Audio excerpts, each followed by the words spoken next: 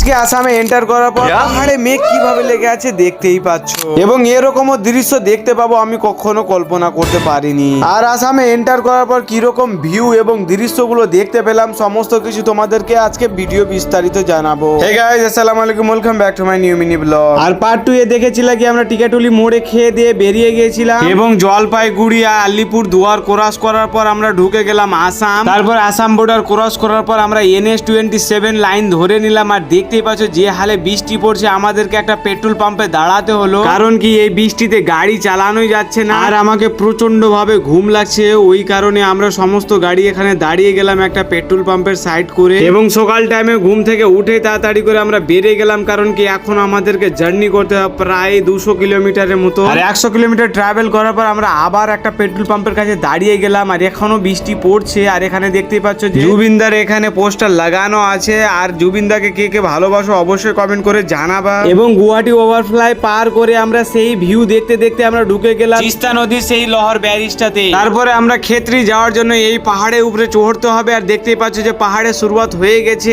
গাড়ি চড়ার জন্য। আর চারদিকে দেখতে পাচ্ছ যে কত পাহাড়ের ভিউ গুলো দিচ্ছে, একদম জাস্ট লাইক ওয়াসাম লাগছে এখানে। এবং এই পাহাড়টাকে দেখতেই পাচ্ছ যে কত সুন্দর করে মেঘগুলোকে ধরে রেখেছে, এবং আসামের সাইডে কিভাবে ভোট গুলো দিচ্ছে দেখতেই পাচ্ছ। তারপরে আমরা সুন্দর একটা প্লেস দেখে গাড়িটাকে সাইড করে লাগিয়ে দিলাম। আর এখানে একটা প্লেস ভালো ছিল, ওটার জন্য ছবি তোলার জন্য আমরা দাঁড়িয়ে গেলাম। আর এখান থেকে ক্ষেত্রি বেশি দূর না, প্রায় 40 কিলোমিটারের মতন আছে। তারপরে আমরা ক্ষেত্রি ঢুকে যাব, এবং ওখান থেকে ছবি টবি তুলে আমরা ঢুকে গেলাম ক্ষেত্রি। আর দেখতে পাচ্ছ যে এখানে অফিস আছে, এখানে সমস্ত CRPF গুলো আছে। আর আমাদের গাড়িগুলোকে এখানে সুন্দর করে রেখে দিলাম। আজকের মতন ব্লগ এখান থেকে শেষ। কিরকম হয়েছে অবশ্যই কমেন্ট করে জানাবা। আর যদি তোমরা পার্ট 4 চাও তো অবশ্যই কমেন্ট করো।